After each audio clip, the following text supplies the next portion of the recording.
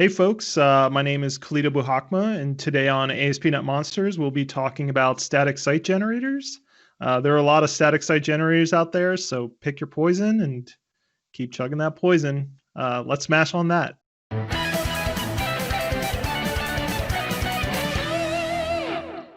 Hi, everybody, and welcome to another episode of the Asp.Net Monsters. You may notice that we have a guest today. It's super exciting. We never have guests.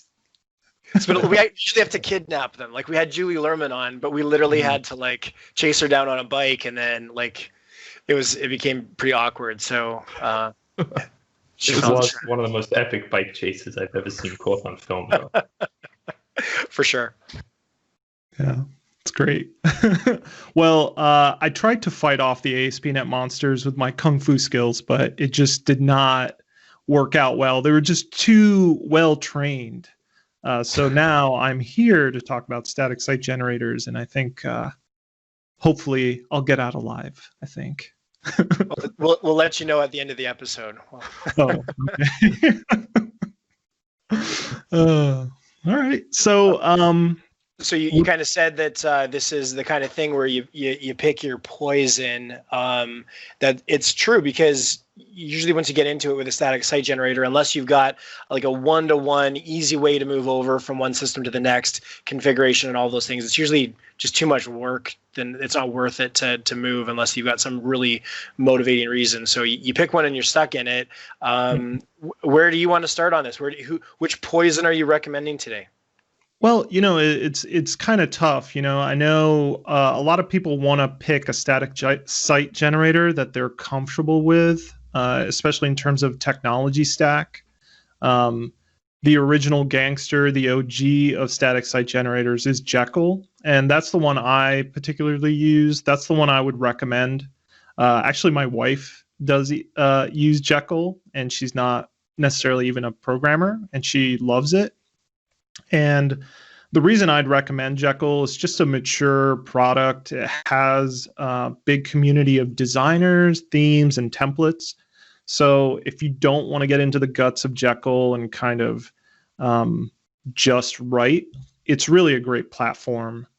Some of the newer static site generators that I really, really like, one is called Authentication, and that's kind of built on the Node stack.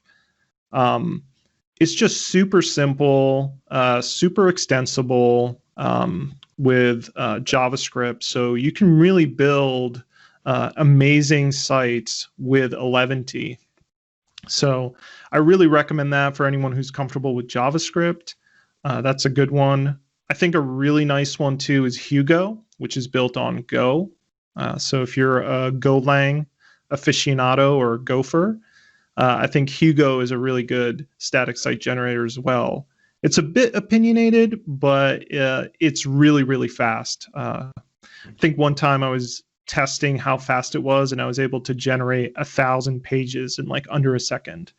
So if you want speed, Hugo is definitely where you want to go. And there's a lot of good stuff right out of the box with Hugo.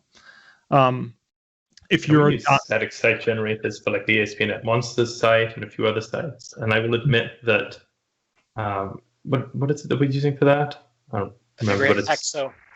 Yeah, so that's a Node.js based one, and it is starting to take like actual time to generate the site, which I find annoying. I spun one up in Hugo a while ago for just a kind of side project, and I did find that a lot faster. That was a good option, I think. Yeah, I'm a big fan of Hexo, but I know a lot of their documentation is in like Chinese, so you'll probably be going to Google Translate a lot to try to figure out what to do. Well, we have the advantage that Dave is fluent in Chinese. That is absolutely not true. But yeah, you're right. I have noticed that on the GitHub repo. Like if you're trying to look through issues and stuff, often some of the issues are not in English, which is a challenge for sure. Yeah, so it's a bit of an impenetrable wall for people, but I know people who can kind of get through that and use Hexo and really like Hexo. So another one I recommend from our own community of .NET, Dave Glick is working on a static site generator called Static with a Q. and that's showing a lot of promise. I know he's investing a lot in kind of the onboarding experience for folks. And I think that's a good place too for .NET folks to start kind of looking at static site generators if maybe they're a little uncomfortable moving to, some of these other tech stacks like Ruby or Node or Go. So what is the underlying tech stack with Jekyll? Ruby. So get used to installing and building Nokogiri, which is infamous for being a big pain in the butt for people who maybe are not familiar with Ruby. I know I've had my tangles with trying to build Nokogiri natively, but I think some of those bumps are kind of cleared out. So I wouldn't scare people away from trying to get into Jekyll, but be aware that sometimes compiling some of your native stuff for Jekyll might cause you some headache. But yeah. Cool. Yeah, I think when we had originally set up our group of sites, like our personal blogs and ASP.NET Monsters and Western Devs, another one that we kind of cross-post on, we were looking at Jekyll originally because that was the most popular, but a lot of us were on Windows, and at the time getting Ruby going on Windows was just a really painful experience. I think a lot of that could be alleviated now with Docker, but that was one of the reasons why we had gone with Hexo, was it was just a lot easier to get up and running cross-platform. So. Yeah, and it was getting a lot of traction at that time. Like Hexo was kind of starting to be a little bit more popular too, and we like to jump on all the newest things and then just overcommit. And then, what's your term for that, Simon? Yeah, what's your term for that? Oh, what do we call it? Magpie developer? Magpie developer. Magpie developer. Yeah, where you just. That's a good way to put it. Yeah, guilty as charged. Anything new and shiny, we're all over. I will say a lot of these static site generators are probably still not even V1. They all start with a 0 at the front. I don't know if Hexo is still a 0 version. Yeah. So, I think maybe before we go too much further, we should probably back up. I feel like most people are going to know what a static site generator is. It generates a static site that you can deploy or whatever. But let's talk about maybe just touch on some of the reasons why you'd want to consider it. Well, the big one for me, coming from ASP.NET and just dynamic languages, you can kind of become over-reliant on reading things from a database or requiring third-party APIs and making some really expensive calls every single time somebody hits your page, right? And most of the web just doesn't work that way. It's not really that dynamic. Most of the web operates on cache and really simple informational sites. Yeah, so, and the example of a blog post, which is what we're using, that you write that blog post in December of 2018, and that's it. Like that's the blog post itself doesn't need to change. You might have a dynamic component like a discussion forum at the bottom of the post or something like that, but everything else in that page that's templated and built out, it can just be built the one time, and then you can just load the dynamic piece via JavaScript. Yeah, that's really the biggest reason, in terms of just thinking ahead, just thinking ahead and thinking about like how people are going to consume your website, I think is a real intriguing element of picking static site generators for me. It's also fun to kind of like play 4D chess, thinking about what's static and what's dynamic. And to be honest, it's fun solving dynamic problems statically, for me at least, right?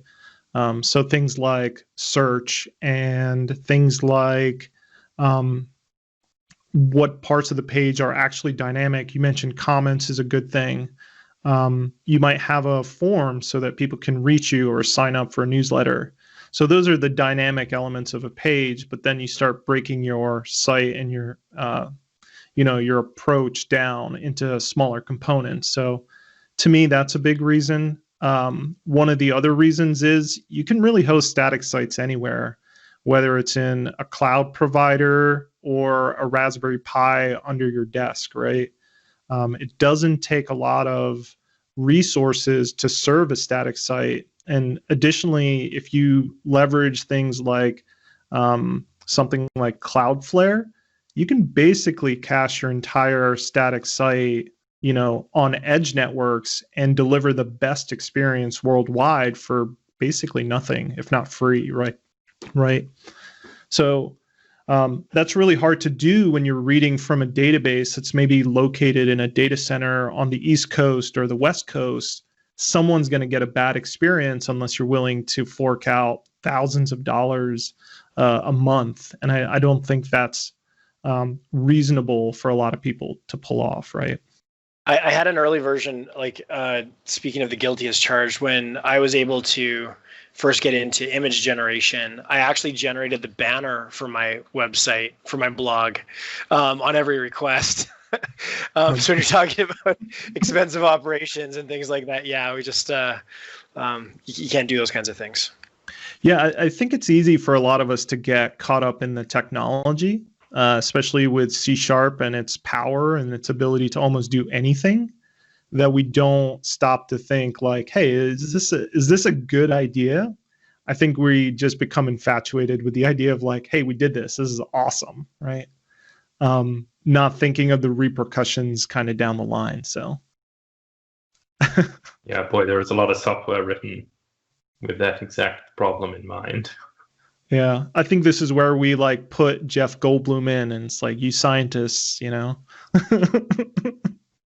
Yeah, like I was reading an article a few months ago about the tech stack that Uber were using, and the thesis of this article was basically like, why is it so complicated? Why don't you just have like one site for each city? And then you don't have to worry about big scaling problems or any of that. You can probably run everything on a single server for a single city. Mm-hmm. And like that would just make a lot more sense than like writing your own distributed database that can handle multiple incoming requests. And I was like, oh, yeah, that's a pretty good point. I mean, I'm sure that it's probably a little bit tongue-in-cheek on that Uber probably have good reasons for that, but and on the next episode of the Asp.Net Monsters, we are going to rewrite Uber as a static site. Good luck with that, guys.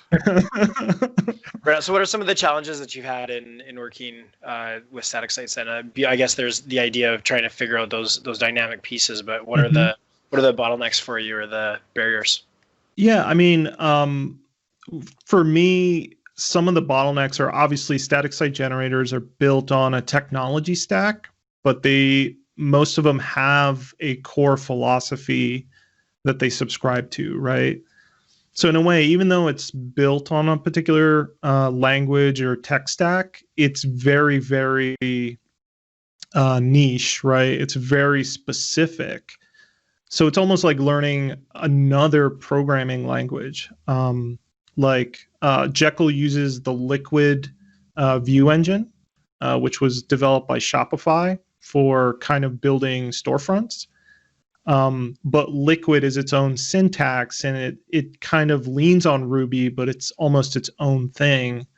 I know with 11T, they use multiple types of view engines, whether it's Pug or I think Nunjux is one.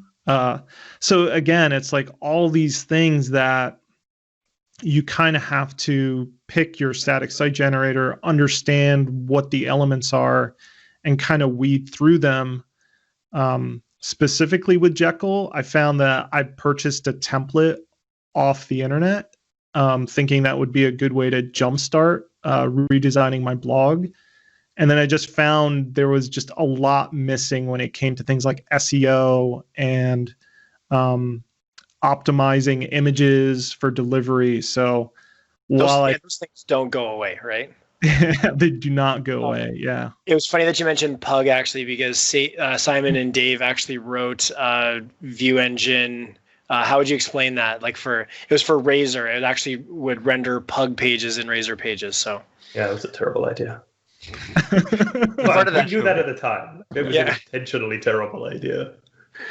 So you had a little bit of experience too. Did you want to touch on it in terms of how you you'd nested a static site inside of ASP.NET site?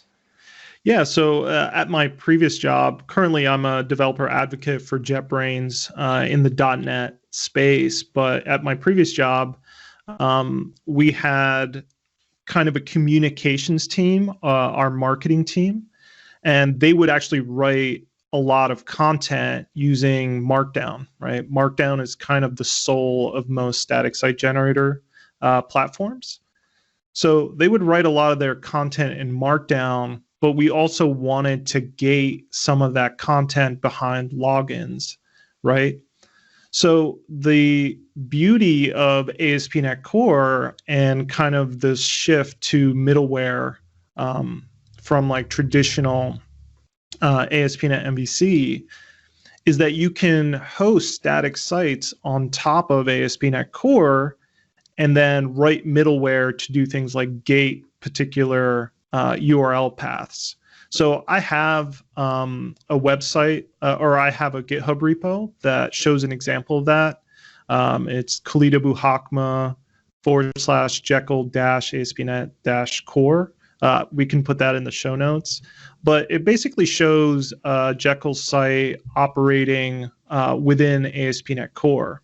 So as part of the build process of ASP.NET Core, it kicks off the Jekyll build process, and then ASP.NET Core is in charge of actually serving those statically generated pages.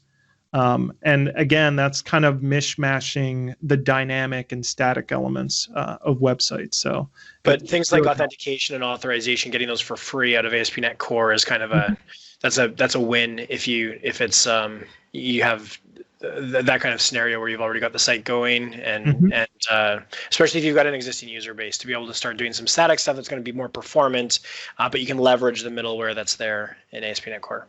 Oh yeah, absolutely. So if you're using something like an OpenID Connect provider, something like Identity Server, you just get all that stuff for free, which is really, really nice, right? You don't have to try to figure out how to shim that in to say like the static site build process, right? Or you don't have to start jumping over into Node to try to figure out how to do that stuff. So for me, ASP.NET and static sites are really, really compelling combination, especially for solving really, really complex content-based problems.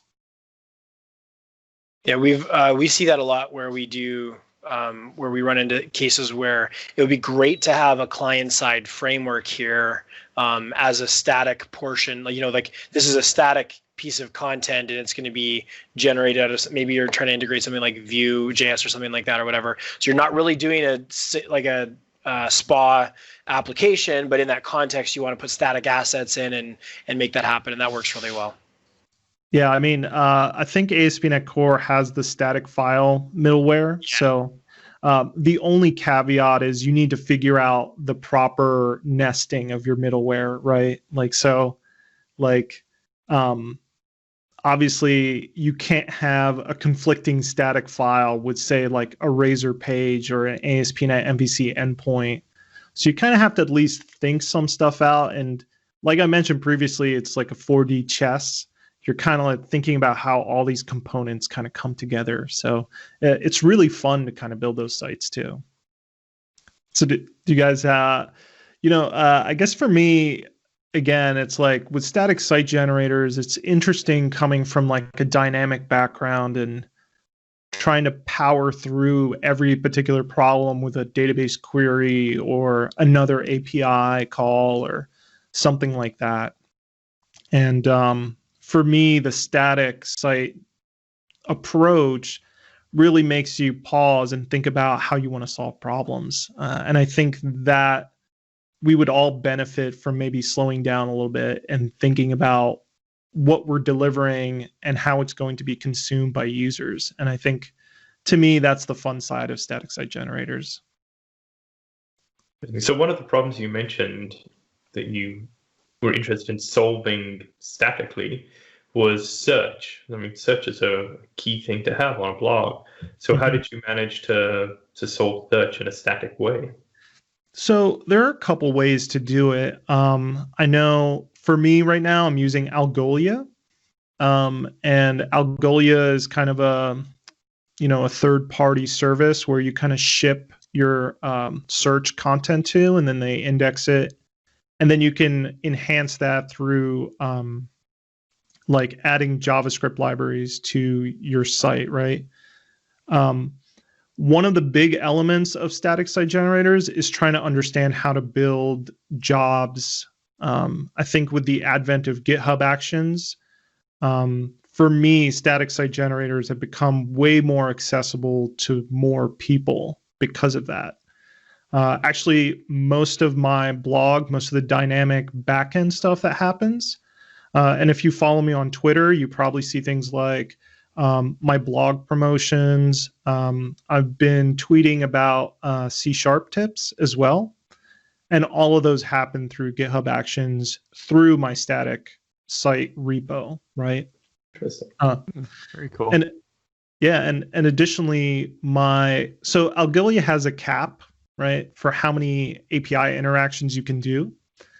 So with GitHub Actions, you can set it up to run on an interval, so that, like we said, static content doesn't change that often. I don't need to ship my content over to Algolia as much as I was previously, which was on every single commit, right? That got really expensive really fast because I'm a bad speller, and I'm constantly pushing commits. So with GitHub Actions, I can now say, okay, push my updated content once a day. And if search has potential flaws in it, it's not as big a deal as the content having flaws in it, right? So again, that's kind of merging static, dynamic, and third-party services together. In this particular space with static site generators, it's known as Jamstack, and I'm sure you folks are familiar with it. But for folks who are not familiar with the Jamstack, it's JavaScript, APIs, and markup. That's what the Jam stands for. And it's about thinking about how all three of those things come together to create a user experience. So hopefully I answered your question. I know that was kind of... Yeah, no, I think so, definitely. Yeah, the answer here was that, like, basically you're shipping this to somebody else who's going to handle that dynamic stuff for you. And that's definitely reasonable in a lot of different places. On your site, you got to just send that over to somebody else who has a service that's specifically designed for this. So it's kind of like bringing the microservice mindset into building this site. So yeah, I mean, I host my site on Netlify. I know Microsoft has just recently announced the Azure static sites service that they're offering. The nice thing about hosting in a cloud or a third-party service like Netlify or Azure is they also support functions. So Netlify supports AWS Lambda functions, and Microsoft obviously supports Azure functions, right? But what you can do is you can package these, C# backend API endpoints with your static site. And through the build process and deployment process, these services will pick up these dynamic APIs, right? And allow you to add even more specialized, behaviors to your site that you would normally want with, say, like ASP.NET MVC or Razor Pages site, which is super cool, right? I have a collection of links for the show notes here. You've mentioned a lot of things, so yeah. Look for those in the show notes. No, again, it's getting into static site generators. It might seem simple with the like HTML and stuff like that, but it's pretty deep, right? You can go pretty far down the rabbit hole when you're talking about static site generators, and it's a pretty competitive space right now with a lot of players.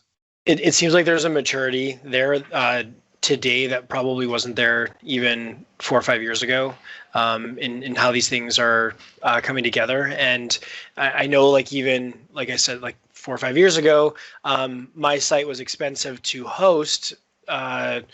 Because well, first of all, I was active, and so there's actually people visiting my site. But there were also,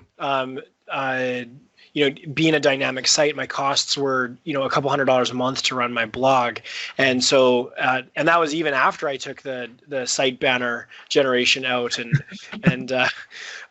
but so that's what caused the decline in your yeah, exactly. So.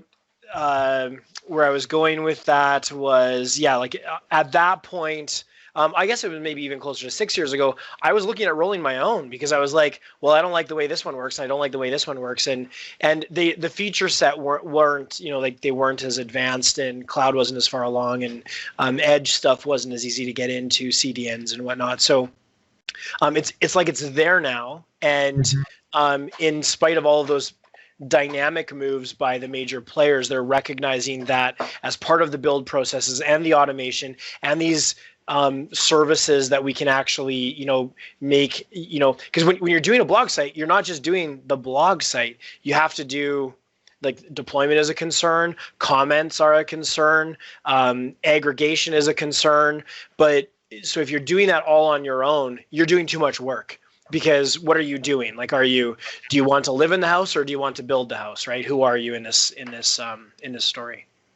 Yeah, I know for me, I offer office hours and stuff like that, and I talk to a lot of people who maybe are inspired to write a blog, but they always get stuck on the first step, right? Which is like picking your tool. And then I've talked to a lot of people who've been in your scenario where, there's no good tool for me and how I want to write and how I want to represent myself. So I'm going to say this word, but I'm going to waste a lot of time building my own tools. And then they put this hurdle in front of themselves to get started. I'm not saying you wasted your time. I'm just saying. Oh, no, I wasted a lot of time. Don't you worry. I didn't roll my own. That's not where I went. Actually, when they killed, what was the site that they tried to open source? It was the one that you could use like a Windows client, like Windows Live Writer. Oh, yeah. Yeah. Mm-hmm. When they killed that, that's what actually got me. That's where I started to move it, because that was just a great editor and everything. But to your point, you're right. Like, let the tooling, like, get out. Don't make the tooling an obstacle. Like, just pick. Well, you said it already. Pick your poison and start drinking. Because the point is to get the content out there. Oh yeah, absolutely. And I think, to me, that's again why I would recommend a mature product like Jekyll. It definitely has its warts. It's definitely not, the pinnacle of static site generators out there. But it's good, bordering on great, right? Like it's good from a technological standpoint, but it's great from a community support perspective. So you have designers who are contributing themes, so you can purchase those themes and just get started. And there's just a lot of plugins as well, because I think that's where a lot of people get stuck with static site generators.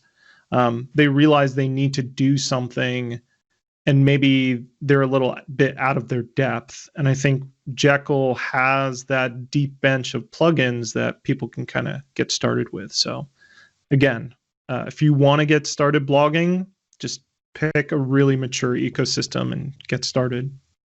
I feel like that's a good place to wrap it up. So if people are interested in static sites and static site generation, we have a bunch of links down below. And I guess the advice is, if you want to get started blogging, then the first thing to do is get started blogging. So good advice. Yeah. So remember to like, comment, and share this video, and we'll see everybody next week. And thanks to our special guest. Yeah, thank you, guys. Okay. Great day. Bye.